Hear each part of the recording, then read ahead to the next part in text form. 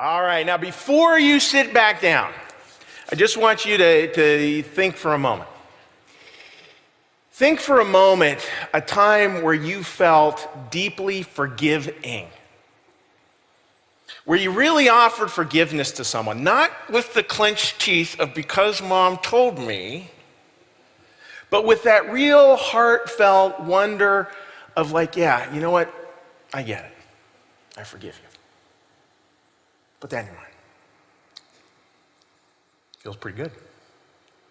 Now, put in your mind as well where you were on the receiving end, where you blew it somehow, as we all do, and somebody looked at you and go like, they just went, it's okay. It's okay, we all make mistakes. How did that feel? Any words out there, folks? Huge. Yeah, it feels pretty huge. Well, that's what we're going to be looking at as part of this series, so please be seated. You know, forgiveness is such a fascinating topic. You know, as we went through this topic, it kept on growing and growing and growing, and realizing more and more like, wow, this is a big deal. This is a big deal. Do you realize in the New Testament that about 2/3 of Jesus' teaching are about forgiveness? You know? Which is not something we would expect. And yet, I know for me, that's big. It's big because as a pastor, boy, I've had to learn forgiveness in a new way. You know, I was laughing at the way one pastor put it. You know, everybody talks about the pastor kind of being the shepherd and his congregation being his flock or the sheep. And he said, what people don't tell you is that sheep have teeth. You know, that no matter what you do a service, some people are going to love it, it won't sit well with others. And that's opened up for me all kinds of other ways in which, wow, I really haven't learned not only to forgive in this area, but not in this area either. And boy, this needs some work. I'll share with you a very, very typical example. As you know, a couple of weeks ago, I was honored to be invited to go out and preach out in Oak Arbor, the Oak Arbor congregation in Rochester, Michigan. So I did the service, I did it in a New Church Live format. You know, I had 11 great emails, you know, like, wow, I really appreciate it, that was really fun, and you know, your congregation must be so cool, and you know, all that, and you know, so I'm ready to be pastor of the year, and then yesterday I get an email from my dear friend, the pastor out there, he said, Chuck, the service was great, and a few people felt it was just over the top. Oh. Now, what comment do I pay attention to? Yeah, out of all these other comments, the one is, and of course, what do I start to think? What's the question in my mind, folks? Who said it? That's what I want to know. I've made up my mind who it was. And if you're watching, I know. You know, crazy, like crazy.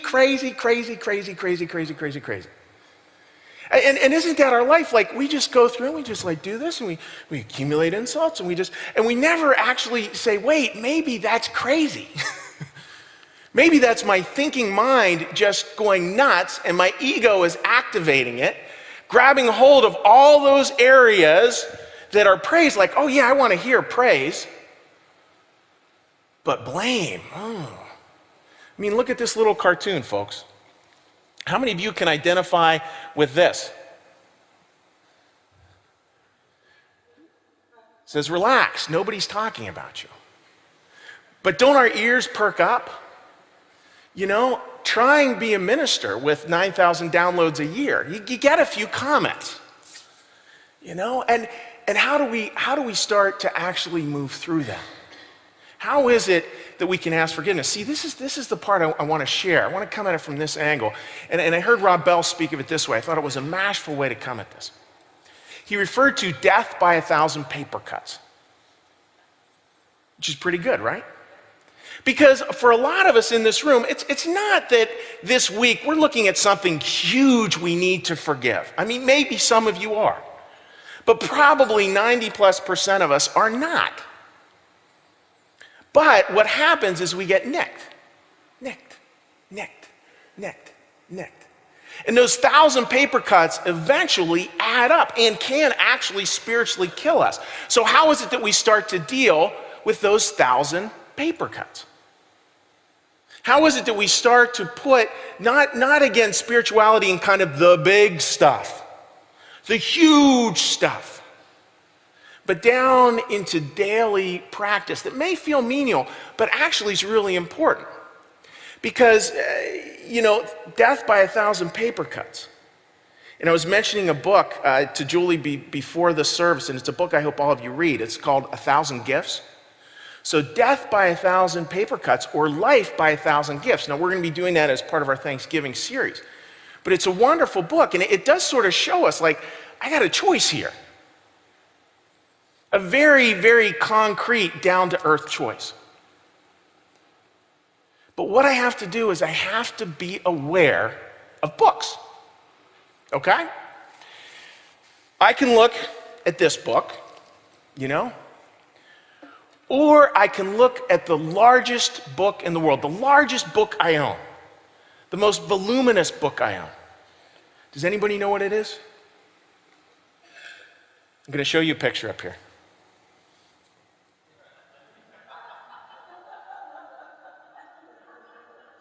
Insults I haven't forgotten. Now, I realize for some of you, you're thinking like, yeah, that's not me. Well, I'm going to hop off stage here for a minute. I'm going to grab a way that you can cue some of these thoughts.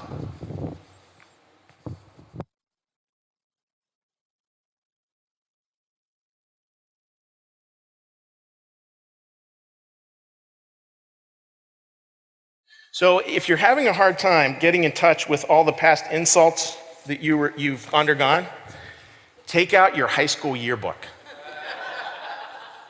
Just leaf through that. Just look at the picture of that guy. Yeah, I remember him. Take a look at this. You'll find plenty. Or, to commemorate the holiday season, family photo albums. Few insults I forgot. It was funny. I'm leafing through this and I'm looking at this wonderful picture here of this is me and my family looking, like the family. You would never know my wife and I just had a horrible argument. And so that's what this picture, I could tell you all about that argument because it hasn't been forgotten. Kind of crazy, right? But that's what we do all the time in our lives. And with these insults, folks, like with this book, we keep on adding to it, right? There's the insult of what somebody does. They may have said something a little unkind. They may have caught you at just the wrong moment. They may have said something you didn't understand. They may have been a little bit short with you on a particular thing. And that gets slid right into the book. But I'm so good. I even put into the book what you didn't do. So for those of you who haven't told me you enjoyed a sermon, I made a note. I slid that bad boy right in there. And I've mentioned this before, I'll mention it 1,000 times. Facebook is the primary way to do that. Not enough likes, I'm making note. We slide that stuff in. So this book just keeps on growing. And folks, think, very few of us can quote from the Bible, but how many of us can quote from our book of insult? Very accurately quote from the book of insult? Amen. Right. We just can't. It's wild. And we carry it around with us. It's death by 1,000 paper cuts. Have you ever seen that teenager who has the backpack that looks like a semi-trailer rig off their back? They should have little wheels or something. Well, that's the way I imagine it. Like, it's just carrying us all around. And we live in a culture, please listen carefully, and I'm going to say this very sensitively. We live in a culture where most counselors will tell you that the most important way to heal is to remember all the insults you haven't forgotten. So most counseling, frankly, is about, well, let's go through the book. And let's repeat it again and again and again and again.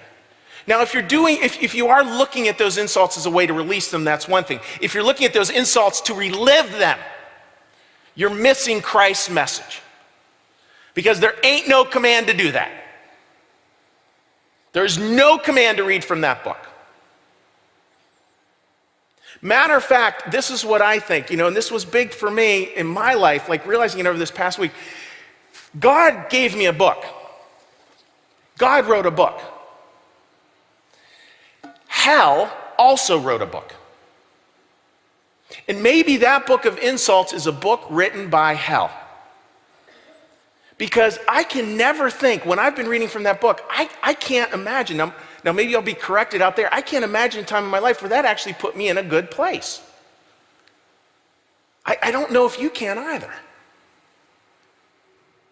And it does impact us. Look at these ways that this impacts. Now this is for me. And again, the way it impacts you might be different. Number one, with these small paper cuts, the first way it impacts me is just, I start to hold back. So if somebody says something, it's just a little bit like, just doesn't quite work for me in some way, shape, or form, like they tell me my sermon was over the top. Damn it. They tell me that if I know who that person is and I see them in a room, I'm going to hold back. I'm going to actually separate myself a little bit from them. I'm going to pull back. The second one up here. So first we hold back. Then we oppose. And that oftentimes gets combined with the third, we gossip. So, if I hear somebody make a comment about me or about this or about something that I'm connected with that's near and dear to my heart, and I know who that person is, and I hear them come up with an idea, guess what that idea is? That idea is automatically bad, wrong. I'll argue against it no matter what. And you can see, folks, how that feeds gossip, right? One of the mortal sins, according to St. Francis, it feeds gossip, because if I'm really opposed to them and I'm holding back and I'm separating and I'm judging and someone comes up to me and they say, well, can you believe that they said that? And I will go, no, I can't believe it. Righteous indignation all over the place. In other words, blood in the water. Now that's dangerous stuff to get into in our lives. Now, as the band comes out for the middle song, what I want you thinking about is first off thinking about, what is the book that you carry? What are the insults that you've got in your backpack? And then think, wow, what would life be like actually without that? That maybe there's actually a choice. Maybe I don't need to carry it anymore. Maybe Christ has actually given me a way to turn that over. To actually learn how to forgive, that very core of the Christian message. And maybe he's given me some really clear ways to do it. So when we come back, that's what we're going to look at. How do we do that? How do we get rid of that book? How do we live into a new life, one based on forgiveness of those 1,000 paper cuts? It's that place where we really want to be in our life. That place of forgiveness. I think about how I started the service, folks. What's it like? What's it like feeling that time where you really were very forgiving? And that time as well where you felt very forgiven. Where you felt like, yeah, there's grace here. There's a softness in between that really allows that to happen. And I want to tell you, this is just a quick little entree for the kids in there. Siblings can give each other 10,000 paper cuts. Even adult siblings. So it's real important, for the kids in the audience, to really listen carefully and to think, what are ways that you give each other paper cuts? And how can you not do even that little stuff? How can you find ways to even change it? Change how we go about our lives. See, you have to think about where solutions lie, right? And I want to reiterate, I want to come back to, for most of our culture, the solution is when somebody's really burdened by something, is to go back into the insult. And you just have to be really careful with that, right? And I'm not telling you guys to go home and, what did Chuck preach on today? Repression of all memories. That's not what I'm saying. There is healthy expression, and that is different than repression. And a healthy expression of a past insult that allows us to move on, that can be healthy. But don't, allow it to just be this thing where you live in that world of insult and hurt. Folks, I counsel couples on this all the time. You get to choose your board of directors. You get to choose your sounding board. I know right now the sounding board I can go to who will help me to live according to my book of insults. Who every time I say something went wrong, they will join in with a chorus of, yes, that was horrible. And I know that I'm that for some other people too. Ugh. And maybe we can be something different for each other. A different kind of board of directors that really is kind of pointing us to what forgiveness can be. Because hell has an agenda, pretty straightforward. Separate and destroy, separate and destroy, separate and destroy. If you can get insults going along enough and get effective at them enough, separate and destroy is going to happen. And at some point in time, that has to change. And Jesus was actually crystal clear at it. Look at the quote here, folks. This is from Matthew 18:22. Then Peter came to Jesus and asked, Lord, how many times shall I forgive my brother when he sins against me? Jesus answered, I tell you, not 7 times, but 70 times 7. How many times? 70 times 7. I really want to drive this home, so we're going to split the audience right down the middle, okay? From here over, you're going to ask how many times, all right? From here over, you're going to say 70 times 7. Okay, ready? This half. This half. And for those of you who weren't listening, wow, 70 times 7.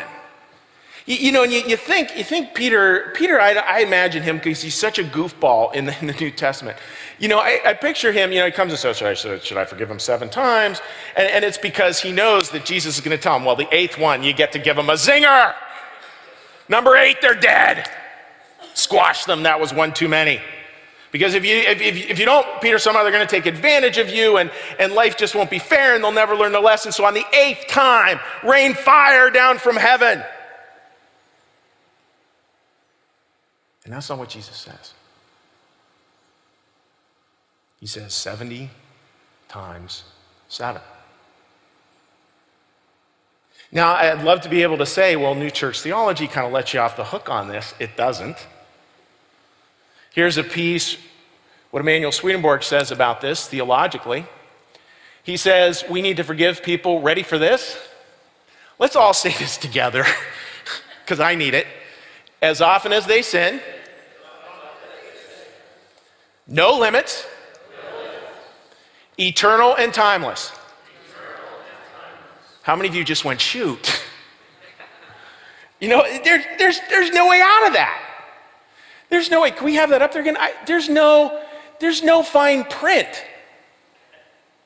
There's no, attorney's pages at the end giving conditions. Forgive as often as they sin. Forgive with no limits. Forgive eternal and timeless. Ready? One more time. How many times? 70 times 7. Do you get how many that is? Does that start to resonate with you? See, that practice, folks, is difficult to do. Because what it all comes down to are these 3 words up here on the screen. It means when you forgive, you must do it this way, immediately and forever. Pull that one off. There's some work.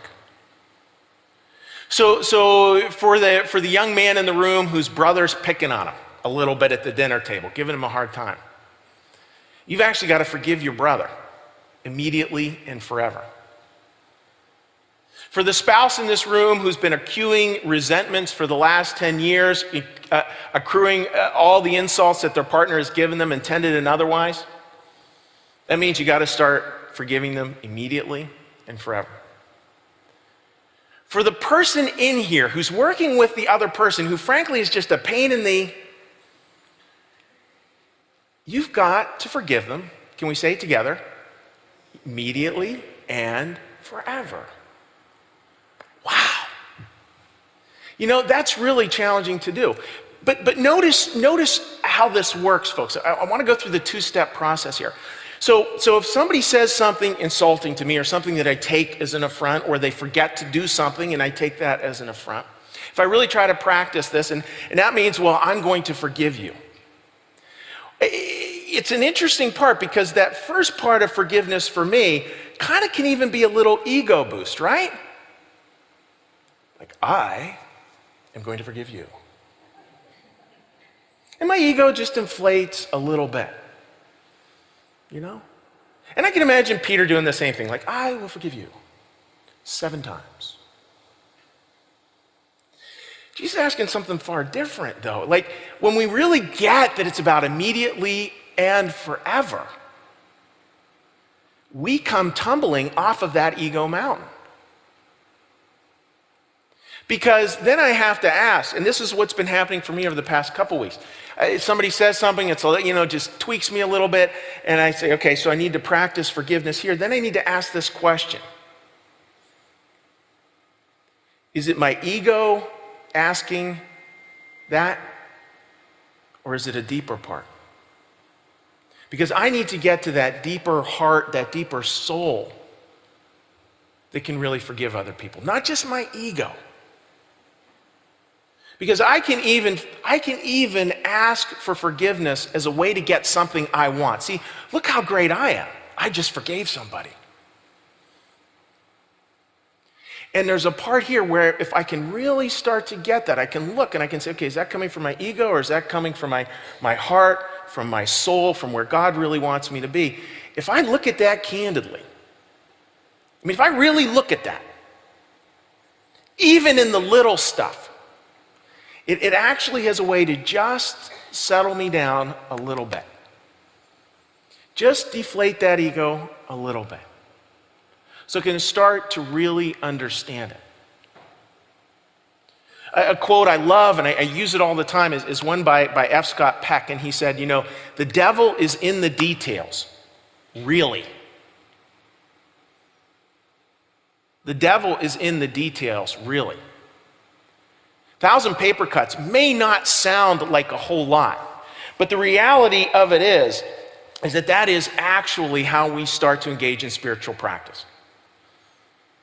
In those small details. Now, the way I think that I've been working at doing it is you name the wound, you name the trigger, you name the person, and then you prayerfully let it go.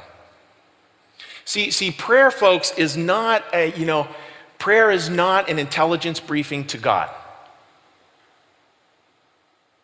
Prayer is life. It is a way of life. It is a way of living. And when we can prayerfully do that, we can say, okay, so here's this event. I'm not going to repress it or pretend it didn't happen.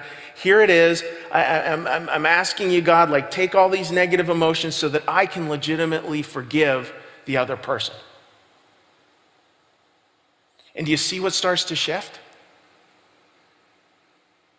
All of a sudden, where there was only space for 1,000 paper cuts, there was only space for 1,000 paper cuts and this huge honking book with page upon page of insult, where there was only room for that.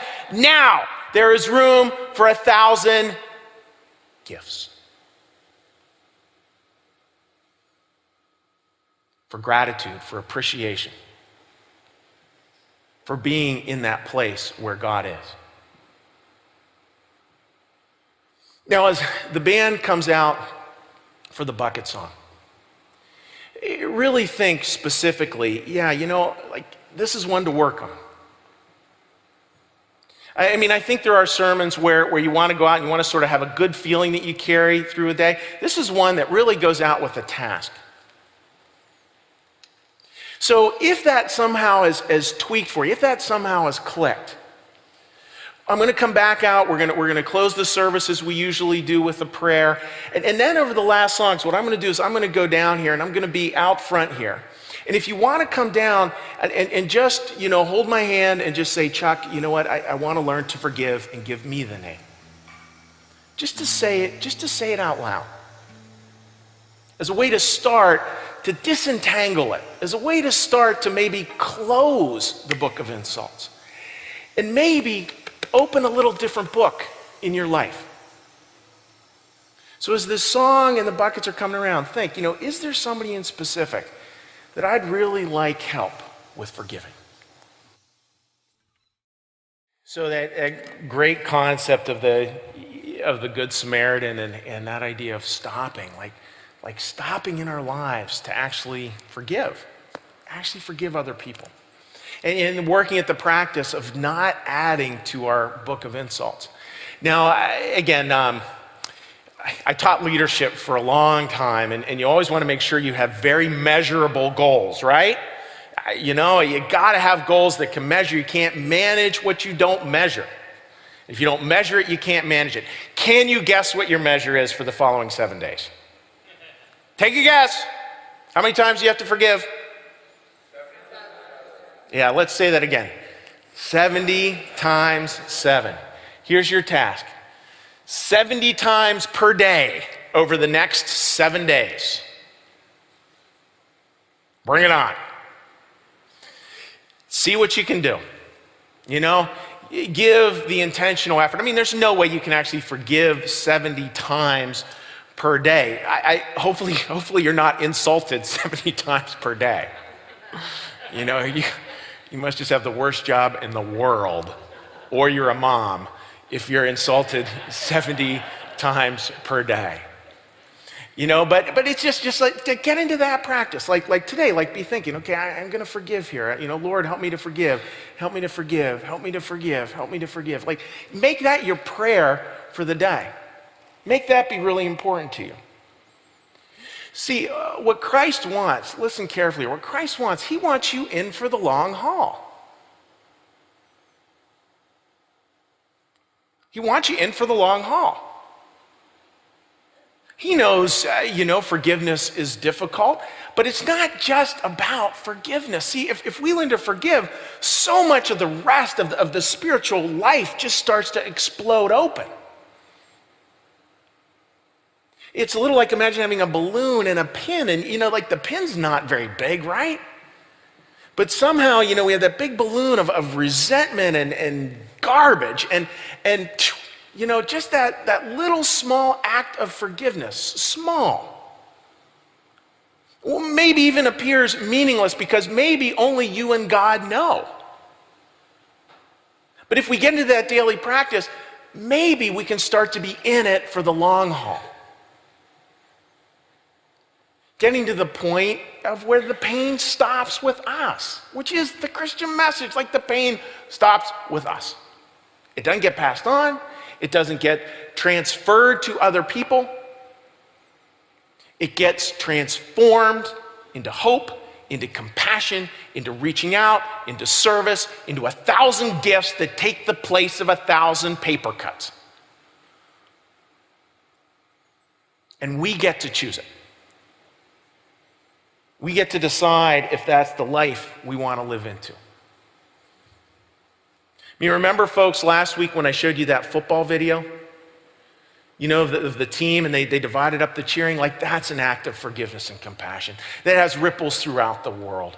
You can live that in your own life in very small ways that really do make a difference. So the way we're going to close the service is this, I'm going to offer a prayer. You'll have your opportunity to say the Lord's Prayer as you know it, your own silent prayer as well. And then as the band does their last two numbers, I'm going to come down front here. And if you want to come down, just hold my hands and just say, Chuck, you know what? This is where I need help with forgiveness. I'll add a blessing to that. And just so you can speak it to the universe. So you actually go out of here conscious about forgiveness and conscious about the task ahead. And trust me when I say, much better book. Much much, much better book. Let us pray. Lord, so today I'm standing here in great gratitude. Great gratitude, Lord, being able to share this message of forgiveness. Great gratitude, Lord, that you even give us this tool of forgiveness so that maybe we can move out of the noise in our head that is constantly accumulating hurts and pains. And maybe move into a place, Lord, that is accumulating gifts and love and compassion. Moving from 1,000 paper cuts into 1,000 gifts. And Lord, I just want to say too, just bless this congregation. I say it often, but these people are such a gift, and allow us to just have that giftedness stir in our hearts and allow it to have our hearts, Lord, start to catch fire about what a life of forgiveness can really mean. A life where we drop the scorekeeping. A life, Lord, and this is crazy to say, where we even drop our history and learn to look forward. Learn to look with forgiveness. In the end, see not with our eyes, but to be able to see with yours. In your name we pray, Heavenly Father. Amen.